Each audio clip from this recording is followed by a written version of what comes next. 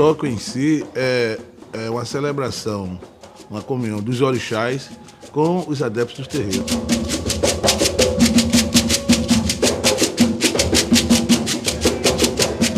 A relação dos fiéis com os orixás é uma relação de filiação. Nós somos filhos dos orixás.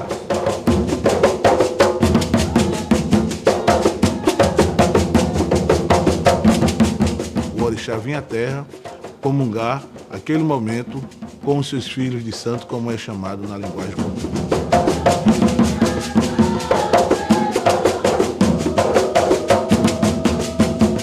Incorporar um orixá significa que a gente apaga a nossa personalidade, inclusive, para que o orixá tome o nosso corpo e haja através do nosso corpo. Quando há o toque dos orixás, aí as pessoas entram em transe, os seus orixás se incorporam nas pessoas e dançam naquela comunidade.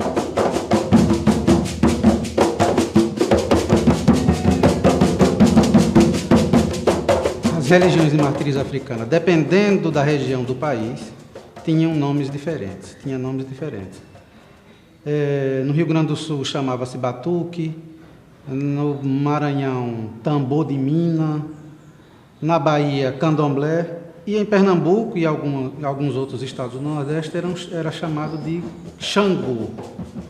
Hoje, por influência da Bahia, e é uma denominação que se tornou comum no país todo.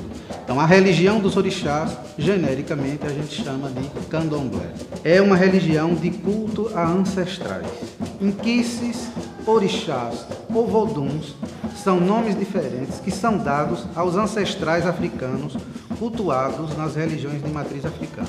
No nosso caso, no caso da nação Xambá, que é uma das diversas nações de candomblé, nós cultuamos 14 orixás. São ancestrais que, com o correr do tempo, milhares de anos, foram sendo cultuados como divindades, como heróis, e que algumas pessoas chamam de divindades. Eu, pessoalmente, não gosto de chamar os orixás de deuses, nem divindades, até porque a gente do candomblé reconhece, acima dos orixás, um Deus que criou tudo, inclusive os orixás. E esse Deus criador, nós chamamos na nossa religião de Olorum. Olorum não tem um culto específico, ele tem um reconhecimento, nós o reconhecemos como Deus criador. Quem recebe culto são os orixás.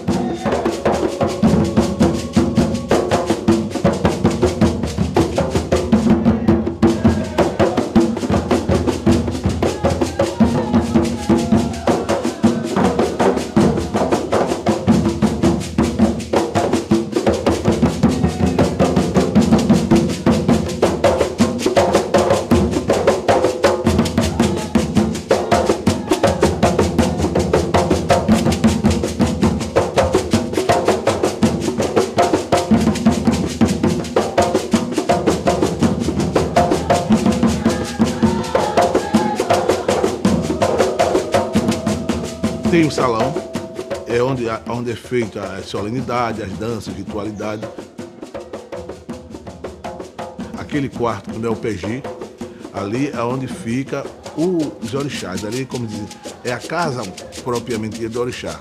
E ali é onde se faz as oferendas, as obrigações, é feita naquele quarto.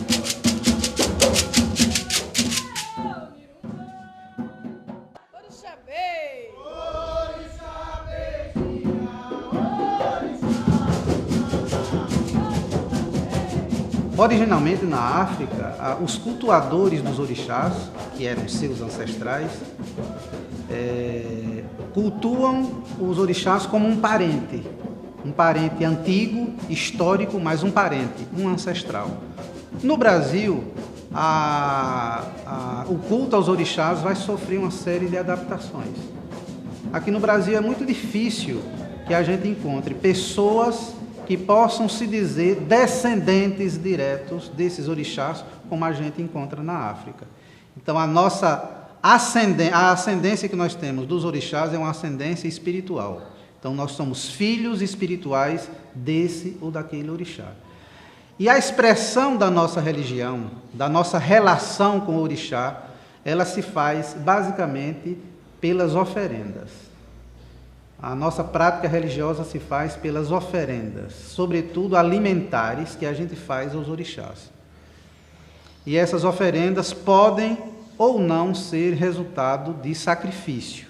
Normalmente sim, mas nem tudo que se oferece aos orixás é resultado de sacrifício animal, embora o sacrifício animal seja essencial. Esses animais sacrificados podem ser bois, carneiros, bodes, galinhas, galos, pombos, uma variedade muito grande de animais, de acordo com a preferência de cada orixá.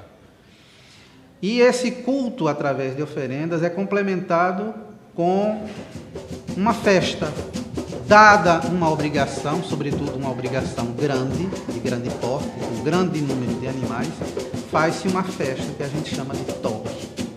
O toque é a festa pública, é quando o terreiro abre suas portas para os visitantes que podem participar, podem assistir à festa, que se desenvolve cantando e dançando para todos os orixás, de Exu até Orixalá. Nós somos e nos sentimos como filhos dos orixás. E os orixás são os nossos guias, são os orixás que norteiam nossa vida. Nossa vida é pautada pelo orixá.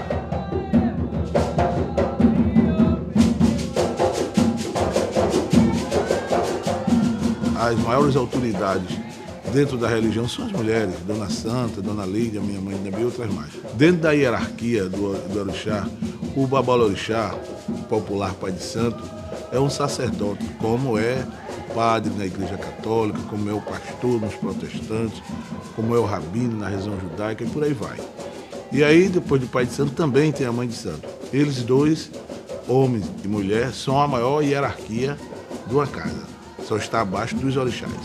Depois vem chamados padrinhos, que também é uma madrinha e um padrinho, que esses também são os que auxiliam o babalorixá e a olorixá na ritualidade do candomblé. A pessoa logo quando entra, ele é chamado de iniciado, ele começa. As pessoas começam primeiro dando as obrigações simples, até quando vem a feitura de orixá. É aquela parte que ela entra no quarto, faz o seu aburi, sai debaixo do alá, do seu orixá. Daí ela passa a ser chamada naquela casa como pessoa que fez o santo. Agora, cada pessoa daquela dali veste com a cor do seu orixá. As pessoas que vestem amarelo é porque é filha de Oxum. As pessoas que vestem cor-de-rosa é porque é filha de Yansan.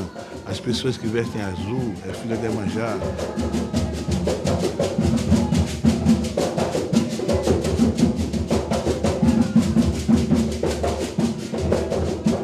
Sabemos que a nação Xambá é trazida de Alagoas por um babalorixá chamado Arthur Rosendo Pereira. Arthur Rosendo trouxe essa tradição religiosa Xambá de Alagoas na década de 20. E aqui no Recife, aqui em Pernambuco, ele teve inúmeros filhos de santo. E vários desses filhos de santo abriram casa. E uma dessas casas é a nossa. Das casas que a gente tinha conhecimento no passado, quase todas desapareceram ou se fundiram com outras nações. Então, Mãe Bill dirigiu a nossa casa por mais de 40 anos. Ela é a grande responsável pela sobrevivência da tradição Xambá em Pernambuco. E ela também é responsável por tudo que nós temos hoje no terreiro. E após o falecimento dela, em 1993, Ivo, o filho dela, que é o babalorixá da casa, teve a ideia de se criar um memorial em sua homenagem. É um pequeno espaço museográfico, mas nesse pequeno espaço a gente conta as nossas origens na África, a nossa passagem por Alagoas, a fundação da nossa casa, do nosso terreiro, e o personagem principal dessa história toda é exatamente Mãe Bill. O museu, o memorial é em homenagem a ela, mas essa homenagem extrapola para a casa e para a nação Xambá em Pernambuco.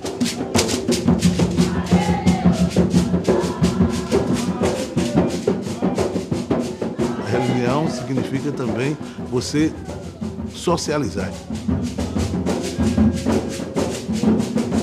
Essa é a minha religião. Então aqui é o meu lugar.